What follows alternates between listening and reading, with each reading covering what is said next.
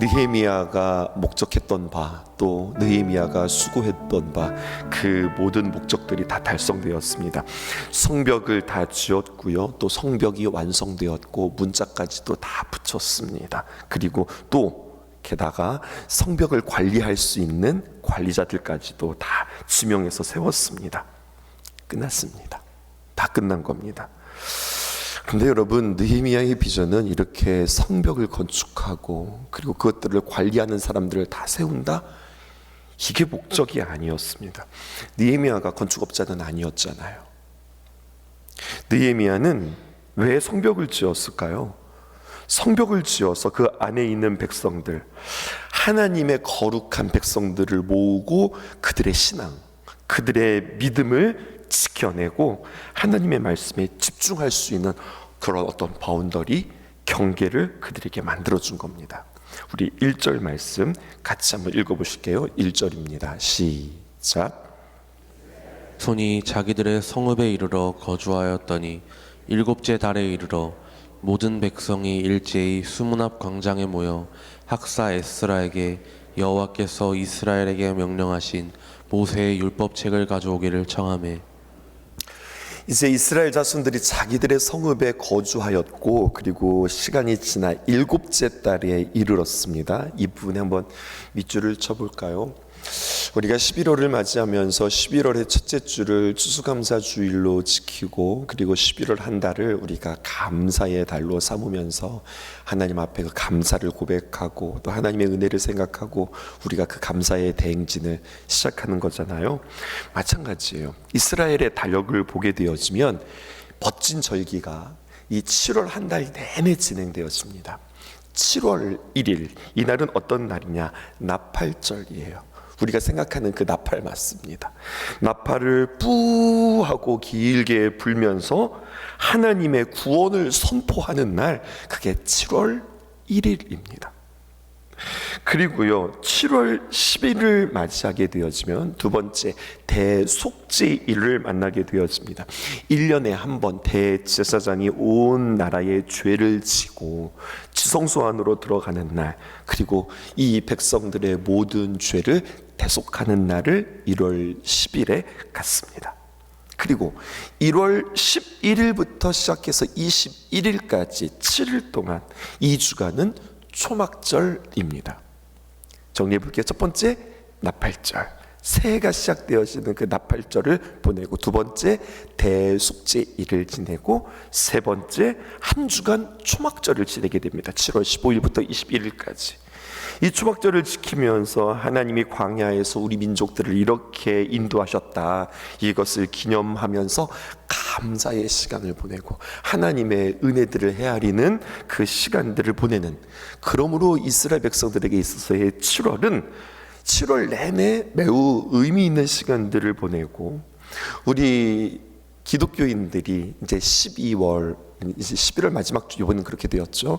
대림절을 맞이하면서 그때부터 사실은 성탄절 추리를 하고, 그리고 그때부터 우리는 대림절 양초를 하나씩 켜면서 성탄절을 맞이하고, 그때부터 사실은 우리가 교회력으로 따지면 새해가 시작되어지는 거거든요. 이처럼 이스라엘 백성들은 나팔절을 시작으로 이 7월부터 시작해서 그들에게는 새해가 시작되어지는 것을 맞이하게 되었습니다. 이 절기들을 지금 맞이한 거예요. 다시 한번 질문해 볼게요. 성벽을 건축했습니다. 성전도 지었고 성벽도 건축했습니다. 왜 무너진 성전을 재건했을까요? 왜 그들이 성벽을 다시 튼튼하게 지었을까요? 바로 이 7월 나팔절과 대속죄일과 그리고 초막절을 의미 있게 지키고 안전하게 지키기 위해서 이들은 성전을 지었고 그리고 성벽을 지는 그 여정들을 보낼 겁니다. 다른 말로 표현하면 이들이 오직 하나님께 집중하고 하나님의 거룩한 성회, 절기를 지키고 그리고 하나님 앞에 예배하기 위해서, 이렇게 하나님 앞에 집중하는 동안에 외부로부터의 공격을 차단하기 위해서 성벽을 잘 지어놓고 그 안에서 하나님 앞에 예배하는 것, 이것이 느헤미야의 꿈이고 또 하나님의 소망이었으며, 우리의 신앙도 다시 한번 그렇게 점검해 볼 필요가 있겠습니다. 우리 성경 전체로 한번 보실까요? 구약 한번 생각해 보십시다. 하나님께서 이스라엘 백성들을 애굽에서 그들을 건져냈습니다. 왜 그들을 출애굽하게 했죠? 출애굽, 애굽에 있었던 그 이스라엘 백성들이 너무 고통당하는 거예요. 그 바로의 압제하에 너무 불쌍한 거예요. 너희들 너무 고통당하는구나, 너무 압제당하고 너무 고생하는구나, 내가 너희들을 구출해 줄게. 여러분, 이것이 출애굽의 의미가 아니었습니다. 출애굽의 의미가 있어요. 출애굽기 5장 1절에 보니까 이렇게 기록되어 있습니다. 그 후에 모세와 아론이 바로 앞에 가서 이르되 이스라엘의 하나님 여호와께서 이렇게 말씀하시기를, 하나님이 우리에게 이렇게 말씀하시고 내가 너한테 이야기한다. 뭐라고 말하느냐? 내 백성을 보내라. 애굽에서 내 백성들을 놓아주라. 그러면 그들이 자유를 얻는가? 아니, 그러면 그들이 광야에서 내 앞에서 절기를 지킬 것이니라. 하나님의 절기를 지키기 위하여 너희들은 이 애굽에서 그들을 풀어주라. 이게 하나님의 말씀이었어요. 그러면 왜 하나님께서 그들로 하여금 절기를 지키라고 할까요? 그 이유가 또 있죠. 신명기 16장 15절에 있는 말씀입니다. 내 하나님 여호와께서 택하신 곳에서 너는 이래 동안, 특별히 여러 가지 많은 절기 가운데 이 초막절을 말하는 겁니다. 내 하나님 여호와 앞에서 절기를 지키고 내 하나님 여호와께서 내 모든 소출과 내 손으로 행한 모든 일에 뭐 할 것이니? 여기 밑줄을 치셔야 돼요. 복 주실 것이니 너희는 온전히 즐거워할지라. 하나님께서 이스라엘 백성들을 출애굽하고 절기를 지키더라. 내 절기를 지키는 것은 너희들이 나만 바라봐, 너희들이 나한테 예배해, 내가 너희들이 예배 좀 받아야 되겠다, 이것이 하나님의 마음이 아니라 내가 너희들의 예배를 받아 그것으로 내가 너희들에게 복 주기를 원한다.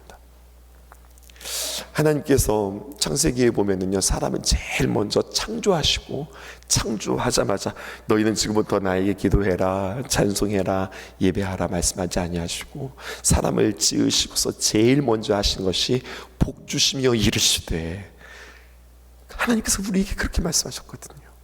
절기를 지키는 이유도 마찬가지입니다. 그들로 하여금 절기를 지키라고 그렇게 말씀하시는 까닭은 그 절기를 통해서 하나님께서 그들에게 복 주시기 위해서입니다. 우리 신약으로 넘어와 볼까요? 하나님께서 우리를 사랑하셔서, 아니 나를 사랑하셔서 독생자 예수 그리스도를 이 땅에 보내주시고 말씀이 육신이 되어 이 땅에 오셨던 그 주님께서는 우리에게 어린 양 속죄물이 되시고 십자가에 못 박혀 죽으시고 그 피로 우리를 살리셨습니다. 그래서 우리는요, 예수 그리스도의 거룩한 그 보혈로 인하여서 죄를 용서함 받고 그리고 정결함의 은혜를 입었습니다. 이게 끝이 아니라고요. 이게 끝이 아닙니다. 히브리서 4장 16절은 우리에게 이렇게 이야기합니다. 그러므로 너희들이 그렇게 하나님의 은혜를 받았어, 예수 그리스도의 거룩한 보혈로 너희들이 정결함을 입었어. 그러므로 우리는 그 긍휼하심을 받고 그 예수 그리스도의 귀한 은혜로 인하여서 때를 따라 돕는 은혜를 얻기 위하여 은혜의 보좌 앞으로 담대히 나아갈 것이라. 예수 그리스도께서 우리를 위하여서 죽으신 까닭은, 예전에는 그 휘장이 가로막혀서 우리가 주님 앞에 담대히 나아갈 수 없고 제사장을 통하여서 그렇게 1년에 한 번 대속죄를 통해서 그렇게 나아갈 수밖에 없었던 그 일을 십자가에서 예수님께서 죽으실 때에 휘장이 아래서부터 위로 찢어진 것이 아니라 위에서부터 아래로 주님께서 그 휘장을 찢으시며 이제 너희들은 내 보좌 앞으로 담대히 나와라, 주님께서 우리로 진정한 예배자로 삼으신 거예요. 그래서 우리는 예수 그리스도의 이름으로 기도합니다.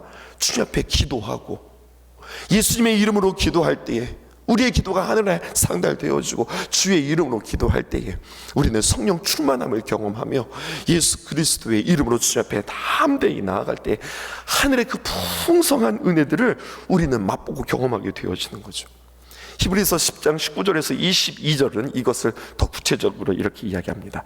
귀한 말씀이니까 우리 함께 교독해 볼게요. 그러므로 형제들아, 우리가 예수의 피를 힘입어 성소에 들어갈 담력을 얻었나니. 20절, 그 길은 우리를 위하여 휘장 가운데로 열어놓으신 새로운 살 길이요 휘장은 곧 그의 육체니라. 또 하나님의 집 다스리는 큰 제사장이 계심에 우리가 마음의 뿌림을 받아 악한 양심으로부터 벗어나고 몸은 맑은 물로 씻음을 받았으니 참 마음과 온전한 믿음으로 하나님께 나아가자. 그러니까 여러분, 우리 정리해 보십시다. 예수님께서 이 땅에 오신 이유, 그리고 그 예수님께서 십자가에 죽으신 이유, 우리의 죄를 용서하시기 위해서, 우리를 정결하게 하시기 위해서, 그리고 우리에게 영원한 생명을 주시기 위해서. 아멘이시죠? 그러면 그만이 아닙니다. 그 용서함 받은 우리가, 예수 그리스도로 정결함 받은 우리가 이제는 하나님의 보좌 앞에 담대히 나아가 예배할 수 있는 예배자가 되어진 거예요. 하나님은 거룩하신 분이기 때문에 우리 죄를 가지고 우리가 주님 앞에 예배할 수 없어요. 마주할 수 없어요. 기도할 수 없어요. 우리의 예배가 우리의 죄로 인하여서 하나님 앞에 상달될 수 없어요. 주님께서 그 문제를 먼저 다 해결하신 거예요. 너는 정결하니, 너는 거룩하니 나와 마주하자.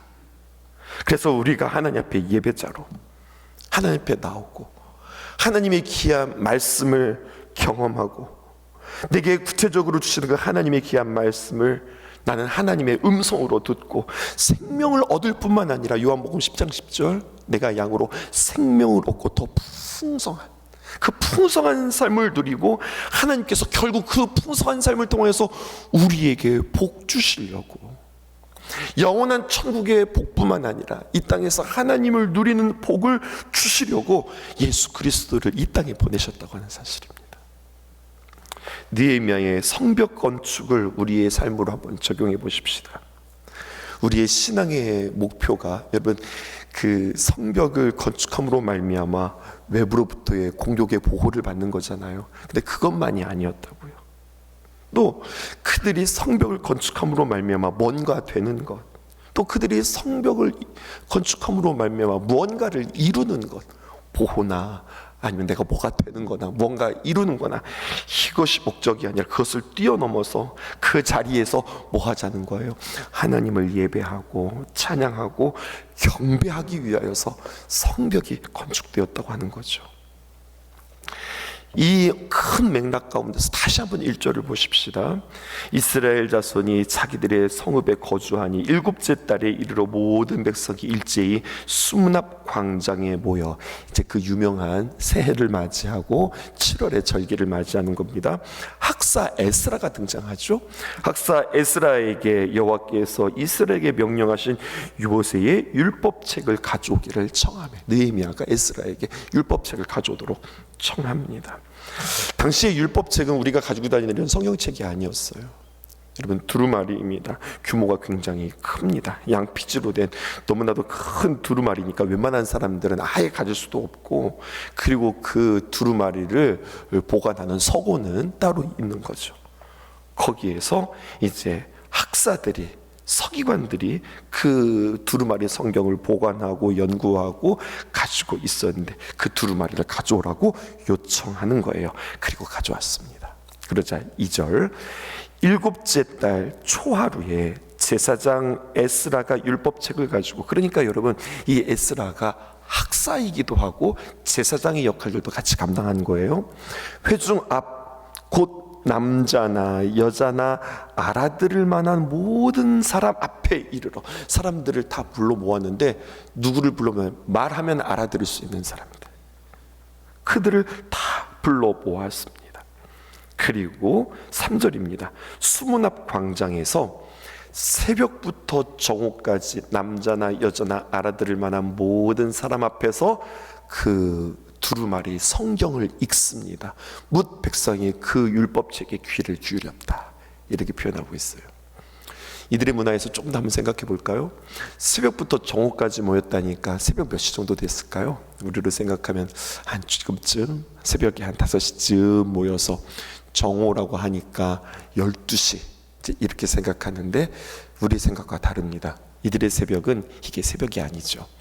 창세기를 보게 되어지면 해가 지고 그 날이 어두워지고 날이 새로워짐으로, 어두워지고 새로워짐으로 한 날이 시작되어지는 거잖아요. 그것처럼 이들의 새벽은 해가 떨어지고 자정이 지나서가 사실은 새벽입니다. 그리고 정오라 하면은요, 이게 해가 뜨는 시간이 정오가 되어질 거예요. 그도 그럴 것이 이스라엘에 가면 이 이스라엘에는요, 해가 뜨면은 그때부터는 시작해서 뭔가 일을 제대로 할 수 없을 만큼 강렬한 해가 그 햇빛을 비춥니다. 그러니까 뭐 텐트도 없고 어떤 공간도 없고 그 모든 백성들이 들어갈 수 있는 그러한 건물도 없고, 이 떼약볕에서 그 성경 말씀이 낭독되어지고 듣는다는 것은 사실 이루어질 수 없는 거죠. 여인들이 물길로 언제 갑니까? 해가 떨어진 뒤에, 혹은 해가 동틀 때 그 새벽이나 그 저녁에 가는 거잖아요. 그러니까 수가성 여인은 아무도 오지 않았던, 정말로 그 정오에 그 뜨거운 햇빛에 사람들 피하여서 왔다라고 하는 여러 가지 정황들을 볼 때 이 두루마리는 그렇게 우리가 생각하는 새벽 5시부터 12시가 아니라 밤중에 환한 횃불을 켜놓고 그들은 하나님의 말씀들을 들었다라고 하는 거죠. 뭐 이래나 저래나 5시부터 시작해서 뭐 12시라고 우리가 쉽게 우리 정서로 한번 이해해 보십시다. 여러분들 이렇게 모아놓고서 제가 이제 성경을 읽기 시작하는 거예요. 혼자 읽기 힘드니까 그 다음에 우리 부목사님 오셔서 읽으시고, 전도사님들 나오셔서 성경을 읽으시고, 그리고 이제 또 장로님들 돌아가면서 쭉 성경을 읽으시는데, 여러분 얼마나 들으실 수 있으실 것 같으세요? 계속 우리가 설교를 하는 것도 아니고 성경을 쭉 읽어가는 거예요. 1시간은 할 수 있을 것 같아요. 1시간. 우리도 성경 읽기 하니까 2시간? 이제 3시간부터 시작해서 이게 쉽지 않은 일일 것 같은데, 3시간, 4시간, 5시간, 6시간 하나님의 귀한 말씀들이 그에게 계속해서 선포되어지는 겁니다. 그들이 해가 떠서 견딜 수 없는 시간까지, 새벽부터 정오까지, 다시 말해서 해가 없는 시간부터 시작해서 해가 떠서 견딜 수 없는 시간까지 하나님의 말씀은 낭독되었고, 그리고 그들은 하나님 말씀에 있는 겁니다. 5절 말씀에 에스라가 모든 백성 위에 서서 그들 목전에 책을 펴니 책을 펼 때에 모든 백성이 일어서니라. 게다가 하나님의 말씀을 읽을 때 여러분 이렇게 자리에 앉아서 읽는 게 아니라 모두가 다 하나님의 말씀 앞에 일어서서 하나님의 말씀을 듣습니다. 그래서 전통적인 예전은 어떻게 되냐, 하나님의 귀한 말씀, 오늘 우리에게 주신 하나님의 말씀입니다 하면은 모든 성도들이 그 자리에서 일어나서 하나님의 말씀을 듣고 봉독하기도 합니다. 말씀을 존중한다고 하는 의미죠. 우리 교회에서는 그것을 임예송이라고 그래서 하나님 앞에 모두 함께 일어나서 하나님 앞에 찬양하는 그 시간으로 우리는 대신하고 있는데요. 왜 일어서는 거예요? 재판장에 가면 재판장이 이제 들어오죠. 그러면은요, 회중들은 다 그 자리에서 일어섭니다. 회의장에 들어갔어요. 근데 회장, 그 모든 회의를 주관하는 사람이 딱 들어오면 모든 사람들이 그 자리에서 일어납니다. 무슨 말입니까? 그 재판장의 그 재판의 권위를 우리는 인정합니다. 회장의 그 권위를 인정합니다. 그런 뜻 아니겠어요? 하나님의 말씀이 선포되어질 때에 모든 백성들이 일어나서 우리는 하나님의 말씀을 존중합니다. 이런 의미인 거죠. 그러니까 우리에게 이렇게도 적용할 수 있을 것 같아요. 우리가 하나님의 말씀을 열심히 읽는 것도 중요하지만, 저는 오늘 그런 문장을 만들어 보았습니다. 하나님의 말씀을 읽는 것보다 더 중요한 것, 그것은 하나님의 말씀을 존중하는 것입니다. 아멘이시죠? 우리가 성경을 많이 읽었다가 중요한 게 아니라, 그것도 중요하죠. 다독도 중요하죠. 또 정독도 중요하죠. 이게 어떤 뜻인가, 그것을 해석하고 알아가는 것도 너무 중요하죠. 그런데 하나님을 정말로 진지하게 대하는 태도는 무엇이냐면, 하나님의 말씀의 한 구절이라도 우리는 그 말씀을 존중합니다. 그 말씀을 존귀하게 여깁니다. 이것이 하나님의 말씀을 대하는 바른 태도가 아닐까. 너희 하나님의 말씀을 들을 때에 다 일어서 들었다라고 하는 그 말씀을 통하여서 우리는 그렇게 적용할 수 있겠어요. 7절 하반절에서 8절까지 한번 읽어볼게요.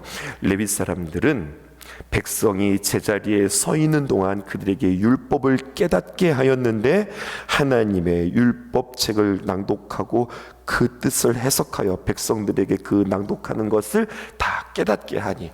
중요한 표현이죠. 말씀에 어떤 과정들이 기록되어져 있습니다. 하나님의 말씀이 선포되어졌고 그들이 그것을 듣는 것뿐만 아니라 듣는 단계에서 어떤 단계로 들어가는가, 깨닫는 단계로 그들이 나아가는 겁니다. 이게 온전한 공동체의 모습이 아닐까 생각이 드는 거예요. 배움과 가르침의 공동체일 뿐만 아니라 또 말씀을 낭독하는 공동체일 뿐만 아니라 주님의 귀한 말씀을 해석하고 그 해석뿐만 아니라 그 해석을 통하여 자기 자신들에게 적용하는 단계. 그래서 9절에 보실까요? 이렇게 기록되어 있습니다. 그들이 다 깨닫자 아 그렇구만 이라고 그들이 고개를 끄덕끄덕거린 게 아니었어요. 9절에 보니 백성이 그 율법의 말씀을 듣고 다 우는지라. 여러분 이것이 말씀의 공동체의 아주 귀한 모습입니다. 하나님의 귀한 말씀이 선포됩니다. 가르칩니다. 그리고 그 말씀이 낭독되어집니다. 그리고 그 말씀을 깨닫습니다. 그리고 그 말씀이 살아있는 검과 같아서 그들의 심령에 찔려 그들이 웁니다. 말씀을 직면하니 그들이 울 수밖에 없었어요. 첫 번째, 여러 가지 많은 눈물의 의미가 있었을 거예요. 우리가 넘에 날아서 그 바벨론에서 포로의 삶 속에서 살았던, 그래서 하나님 앞에 제대로 절기도 지키지 못하고 예배드리지 못했던 우리가 이제 하나님의 귀한 회복으로 말미암아 성전도 지어지고 성벽도 지어지고 우리 공동체가 모여, 물론 모든 사람들이 다 모인 것은 아니지만 우리가 다시 그 절기를 회복하고 우리 모두가 다 하나님의 말씀 앞에 서 있다니, 그것으로 말씀을 듣는다는 것으로만도 그들은 너무 감격했을 거예요. 2022년도를 한번 생각해 보시죠. 2019년부터 시작했던 그 코로나로 인하여서 예배를 드리네 마네, 드릴 수 있네 못 드리네 하면서 뭐 마스크 쓰면서 간격 벌려가면서 그냥 쫙 흩어져서 예배를 드리는 둥 마는 둥 그러다가 모든 것들이 다 해체되어지고 온 성도들이 비록 다 마스크는 쓰고 왔지만 자리에 꽉 앉아 우리가 다시 이 자리에 모여서 예배를 드릴 수 있다.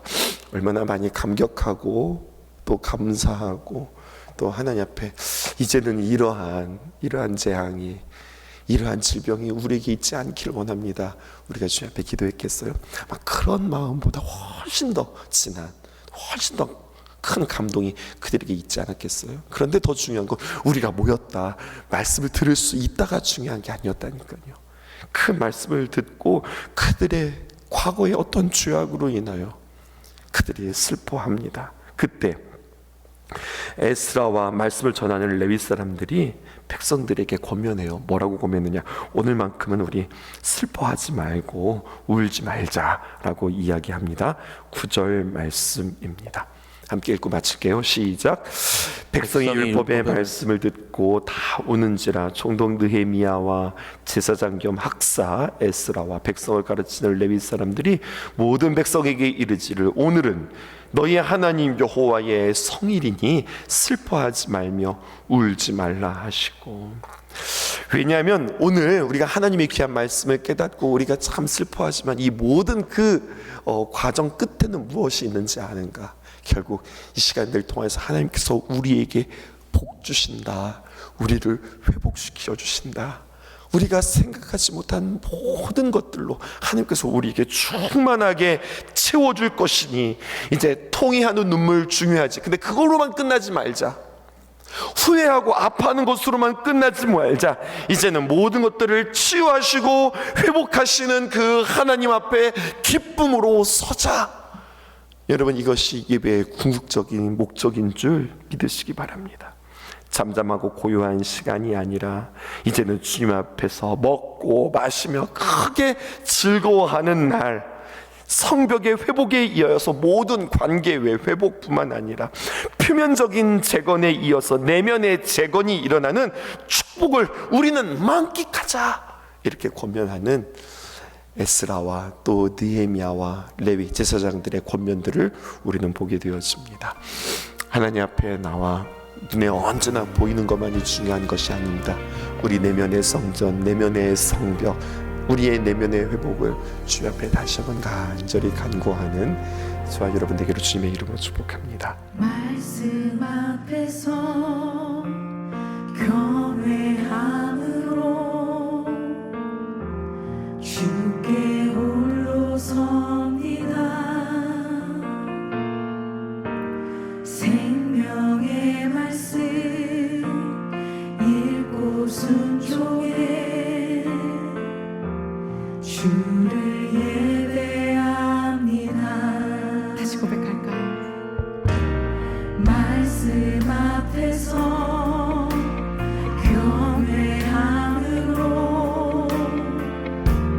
주께 홀로 섭니다. 생명의 말씀 읽고 순종해 주를 예배합니다. 기록된 말씀 힘이 있어서 진리로 우리 거룩해 하며 거룩한 말씀 세세 영원히 복음이 되어 말씀하시네.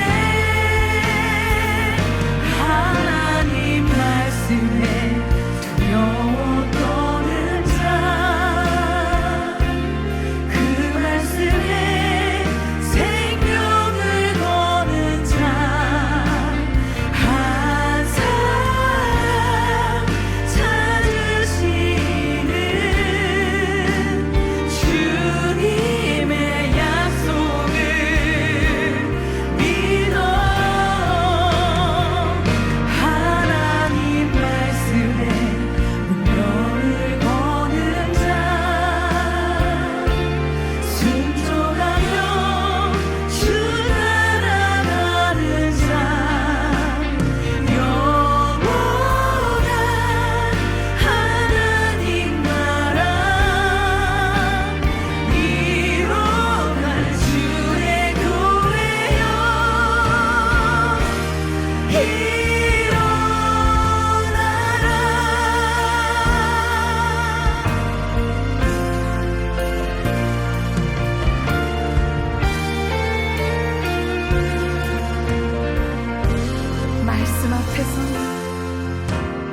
말씀 앞에서 경외함으로 주께 홀로 섭니다. 생명의 말씀 읽고 순종해 주를 예배합니다.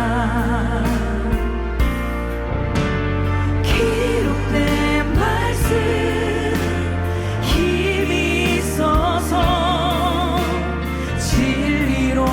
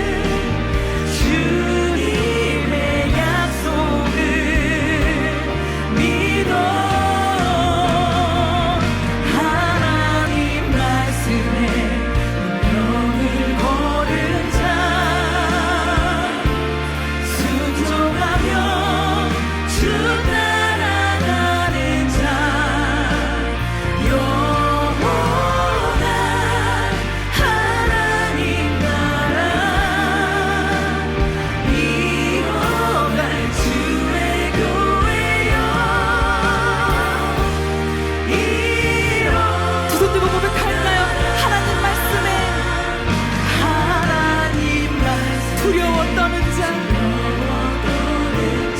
그 말씀에 생명을 거는 자, 그 말씀에 생명을 거는 자, 한 사람 찾으시는 주님의 약속을 믿어 하나님 말씀에 운명을 거는 자, 순종하며 주 따라가는 자, 영원한 하나님 나라 이뤄갈 주의 교회여 이 시간 기도하길 원합니다. 주님, 그 말씀을 따르려고 애쓰는 자, 그 말씀 앞에 서려고 주님 앞에 서 있는 그 자가 내가 되기를 원합니다. 주님이 찾으시는 그 한 사람이 내가 되기를 원한다라고 이 시간 주여